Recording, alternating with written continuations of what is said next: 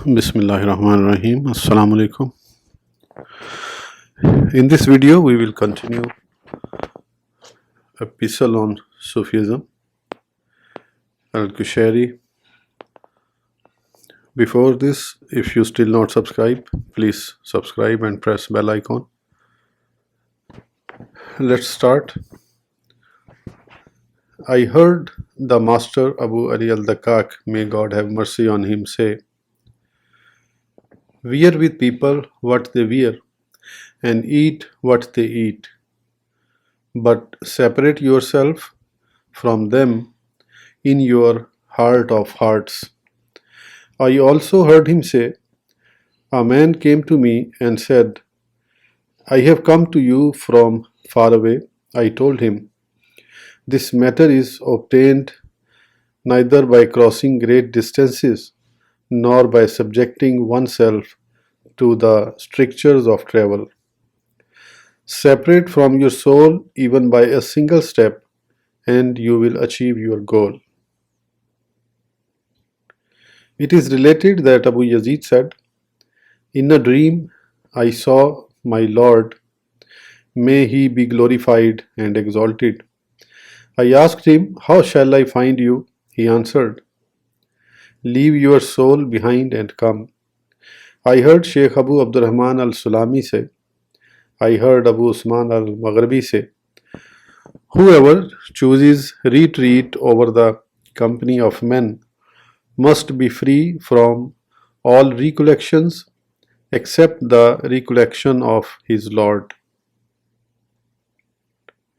He must be free from all desires except the desire of God's satisfaction. He must also be free from all demands of his soul.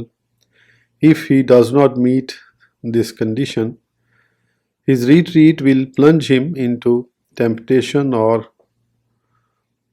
calamity. It is said that separation from one's self in retreat is the most perfect way to solace." Yahya bin Muhammad said, "Consider whether your intimacy is your intimacy with retreat or with him in retreat. If your intimacy is with retreat, it will disappear when you abandon your retreat. However, if your intimacy is with him, it will persist regardless of the place you are in, be it in the desert or in the steppe." I heard Muhammad bin al-Hussein say, I heard Mansur bin Abdullah say, I heard Muhammad bin Hamid say, a man came to visit Abu Bakr al-Waraq as he was about to depart. He asked al-Waraq to counsel him. He said, "I have found the best of this world and the next in retreat and fragility, while I have found the worst of the two worlds in abundance and mixing with people." I also heard him say, I heard Mansur bin Abdullah say, I heard al-Jurayri say, when asked about seclusion, it is when you enter into the crowd while guarding your innermost self from being crowded by the crowd and secluding it from sins. In this way, your innermost self will be bound to God. They also say, whoever chooses seclusion attains seclusion. Sahal al-Tustari said, your seclusion is not sound unless you eat what is lawful under the divine law, and your eating of lawful food is not sound unless you render to God his due. Dhul-Nun said, I have seen nothing more conducive to sincerity than retreat. Abu Abdullah al-Ramli said, let your true companion be solitude, your food be hunger, your speech be intimate prayers. Then and only then will you join God after you die. Dhul-Nun said, someone who hides from mankind in retreat is not like one who hides from mankind in God. I heard Abu Abdurrahman al-Sulami say, I heard Abu Bakr al-Razi say, I heard Jafar bin Nusair say, I heard al-Junayd say, the hardship of seclusion is easier to bear than the enticement of human company. Makhul said, while there is some good in mixing with people, safety lies in seclusion. Yahya bin Muad said, solitude is the companion of the truthful. I heard Sheikh Abu Ali al-Dakak say, I heard al-Shibli say, ruin, ruin, O people. Someone asked him, what is the sign of ruin? He answered, one of the signs of ruin is intimacy with people. Yahya bin Abdullah Kathir said, whoever mixes with people seeks to wheedle them, and whoever wheedles them behaves hypocritically toward them. Shuaib bin Harb said, I came to see Malik bin Masood in Kufa when he was alone in his house. I asked him whether he felt lonely. He responded, I don't think that one can be alone with God.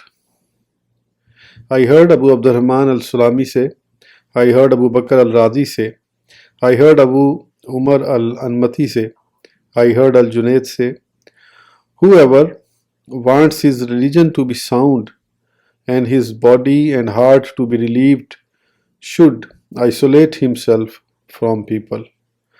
This is a desolate time, and wise is he who chooses seclusion.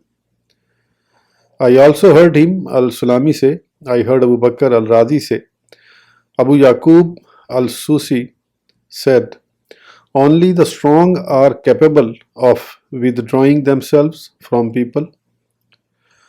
For the likes of us, living in a community is more beneficial because some of us intimate others in good works. I heard Abu Usman Said bin Abu Said said, I heard Abu al-Abbas al-Tamaghani say, Al-Shibli gave me the following advice, stick to solitude, erase your name from the list of living people, and face the wall until you die. A man came to Shuaib bin Harb. The latter asked him, what brings you here? He answered, I want to be with you. Shuaib replied, O my brother, worship of God cannot be achieved in the company of men. He who is not intimate with God cannot be intimate with anything.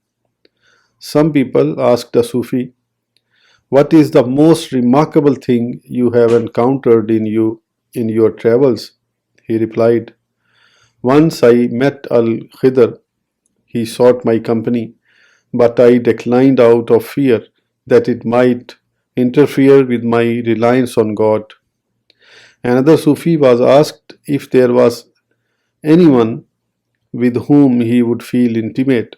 He answered, yes, whereupon he stretched his hand toward his copy of the Quran and pressed it to his heart, saying this. They had this meaning in mind when they recited the following verse. Your books are always with me. They do not leave my bed for a single moment, and in them there is a cure for the sickness I conceal. A man asked Dhulnul al-Misri, when will seclusion become right for me? He answered, when you are able to seclude yourself from your own self. Ibn al-Mubarak was asked about the cure of the heart. He answered, it is to avoid mixing with people. It is said that when God wants to take his servant from the ignominy of disobedience to the glory of obedience, he graces him with the intimacy of solitude, enriches him with contentment, and allows him to see his faults. Whoever has been given all this has been given the best of the two worlds, fear of God, taqwa. God Most High said, "Surely the noblest among you in the sight of God is the most God-fearing of you." Abu al-Hasan Ali bin Ahmad bin Abdan informed us. Ahmad bin Ubaid al-Safar informed us. Muhammad bin al-Fadl bin Jabir informed us. Abdul Ala al-Qurayshi related to us. Yaqub al-Ami told us on the authority of Layth, on the authority of Mujahid, on the authority of Abu Sayyid al-Khudri, who said that a man came to the Prophet, may God bless and greet him, and said, "O Prophet of God, advise me." He answered, "Hold on to fear of God, for it is the quintessence of all good. Perform jihad, it is the monasticism of the Muslim. Practice the remembrance of God, for it is a light for you." Ali Ahmad bin Abdan said, Ahmad bin Ubaid said, Abbas bin al-Fadl al-Askati related to us, Ahmad bin Yunus related to us, Abu Harmuz Nafi bin Harmuz related to us. I heard Anas bin Malik say that someone asked the Prophet, Prophet of God, who are the family of Muhammad? He answered, everyone who fears God. Fear of God is the quintessence of all good things. The true reality of fear of God consists of protecting oneself from God's punishment through obedience of Him. It is said, so and so protected himself with his shield. The root of fear of God is to protect oneself from associating anything or anyone with God. This is to be followed by protecting oneself from acts of disobedience and offenses. This is followed by protecting oneself from dubious things. This is followed by protecting oneself from unnecessary things. I heard the Master Abu Ali al-Dakak, may God have mercy on him, say, for each of these divisions there is a special chapter. Some scholars have interpreted the Quranic phrase, O believers, fear God as He should be feared, as meaning that God is to be obeyed and not disobeyed, remembered and not forgotten, thanked and not unrequited. I heard Sheikh Abu Abdurrahman al-Sulami say, I heard Ahmad bin Ali bin Jafar say, I heard Ahmad bin Asim say, I heard Sahal bin Abdullah say, there is no helper but God, no guide but the messenger of God, no provisions but fear of God, no deed but one that is graced by patience in worship. I heard Abu Bakr al-Razi say, I heard al-Qatani say, this word is apportioned according to affliction and the next according to fear of God. I also heard al-Sulami say, I heard Abu Bakr al-Razi say, I heard al-Jurayri say, no one who has not appointed fear of God as an arbiter between himself and God will ever attain unveiling and contemplation of divine mysteries. Al-Nasrabadi said, fear of God means that the servant of God fears everything except God, may He be great and exalted. Sahal al-Tustari said, whoever desires to achieve perfection in fear of God must abandon all sins. Al-Nasrabadi said, he who practices fear of God aspires to separate himself from this word, because God, glory to him, said, "The next word is better for those who are God-fearing. Will you not understand?" A Sufi said, "When someone's fear of God is perfect, God makes turning away from this word easy for him."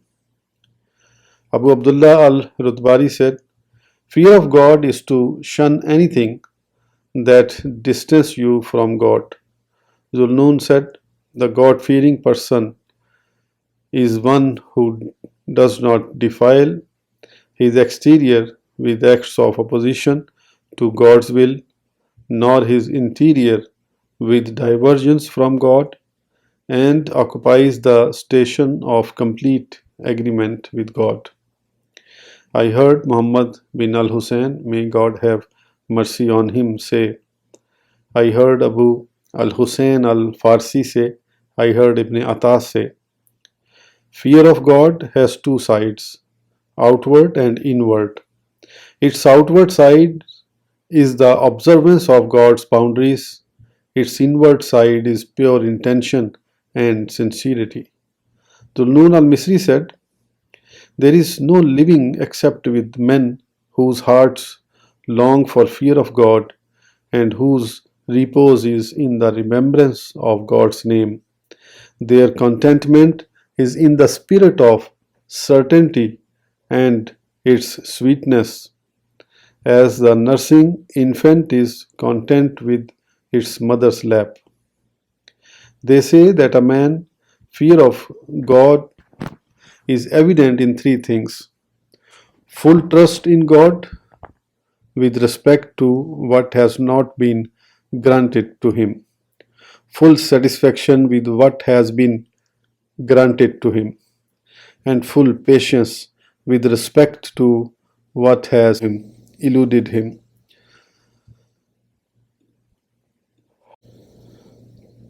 Talq bin Habib said, "Fear of God is to act in obedience to God, illuminated by His light, and to fear His punishment." I heard Sheikh Abu Abdurrahman al-Sulami say. I heard Muhammad al-Farah related from Abu Hafs the following say, "Fear of God can only be achieved by eating that which is lawful. There is no other way." I also heard him say, I heard Abu Bakr al-Razi say, I heard Abu al-Hussein al-Zanjani say, "He whose capital is fear of God gains a profit that tongues are unable to describe." Al-Wasti said, "Fear of God is to be wary of one's fear of God, meaning to take no notice of it. The one who fears God should be like Ibn Sirin. Once he bought 40 jars of butter. His servant found a dead mouse in one of them. Ibn Sirin asked him, "What jar did you find it in?" The servant said that he did not remember. Whereupon Ibn Sirin dumped all of the jars onto the ground. Or one should be like Abu Yazid al-Bistami, who once purchased a mayyar of saffron in Hamadan. A little of it was left over, and when he returned to Bistam, he found 2 ants in it. He then returned to Hamadan and laid down these 2 ants. It is related that Abu Hanifa used to avoid sitting in the shade of his neighbor's tree. He would explain this behavior by referring to a report from the Prophet that says, "Any loan that brings interest is usuri." It is told that Abu Yazid was washing his robe in the desert outside the city with the companion of his. The companion said to him, "Let's hang our robes on the wall of this vineyard." Abu Yazid responded, "No, one cannot drive a nail into other people's wall." The companion said, "Let's hang them on this tree." He answered, "No, for they may break the branches." Then let's spread them out on the grass. No, responded Abu Yazid. No, the grass is fodder for the animals. We cannot block them off from it. He turned his back to the sun with his robe on his back and waited until one side was dry. He then turned it around and waited until the other side was dry. It is told that once Abu Yazid went to the congregational mosque and drove his staff into the ground. It fell upon the staff of an old man next to it and knocked it down. The old man had to lean over in order to pick up his staff. Abu Yazid followed the old man to his house and asked for his forgiveness. He said, "The reason for your leaning over was my negligence in driving my staff into the ground, for his caused you to do so." Once Utbah al-Ghulam was seen breaking into a sweat in winter time. When asked why, he responded, "This is the place where I disobeyed my Lord." On being asked for an explanation, he said, "I scraped off a chunk of clay from this wall and had a guest for mine cleanse his hands with it. However, I neglected to ask the owner of the wall for permission." Ibrahim bin Adham said, "Once I was spending the night in the desert near Jerusalem. After some time, two angels descended. One of them asked the other, 'Who is this?' He answered, 'Ibrahim bin Adham. That is the one whom God, glory to him, lowered by 1 degree. Why? Inquired the other angel. Because he bought some dates in Basra, and one of the dates belonging to the grocer fell in among his dates, and he did not return it to its owner." Ibrahim continued, "I returned to Basra and purchased dates from that man, and while doing this, dropped one date into his dates. I then returned to Jerusalem and spent the night in the desert again. After some time, I saw two angels descend from the sky. One said to the other, 'Who is here?' He answered, 'Ibrahim bin Adham.' He then added, 'His rank is raised.'" It is said that fear of God has several degrees. The common people shun associating anything with God, shirk. The elect shun sins. The prophets shun attributing acts to anyone other than Him. In other words, their fear comes to them from Him and is directed to Him. The commander of the faithful, Ali, may God be pleased with him, said, "The most noble of mankind in this world are the generous, and the best of mankind in the hereafter are those who fear God."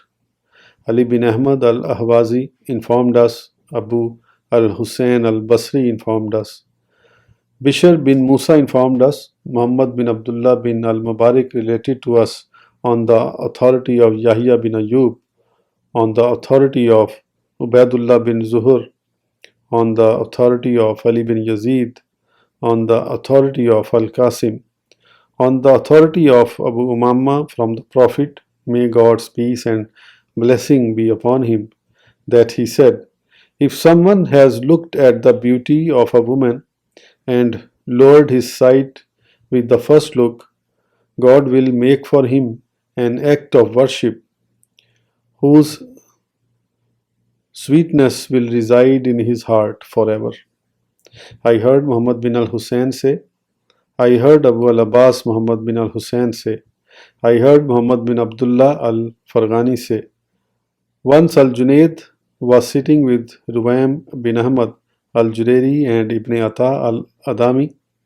Al-Junayd said, "One cannot be saved unless one is sincere in taking refuge with God."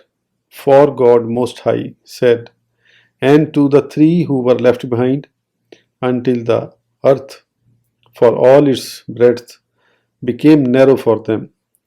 Ruvaim, may God have mercy upon him, said, "One cannot be saved unless one is sincere in the fear of God.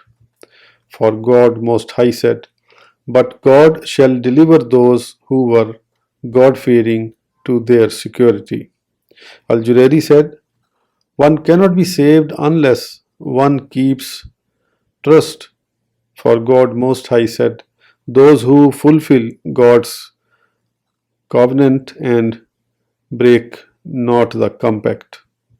Ibn Atta said, "One cannot be saved unless one has become ashamed of oneself in truth."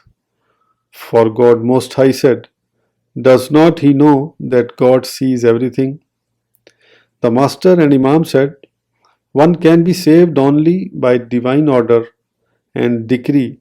For God Most High said, "As for those unto whom the ample reward has gone forth from us, they shall be kept far from it." He also said, "One can be saved only by predetermined choice of God." For God Most High said, "We choose them and guided them to a straight path." For this video, we will finish here. Inshallah, we will continue in the next video. Please don't forget to subscribe. Till then, Allah Hafiz. Goodbye.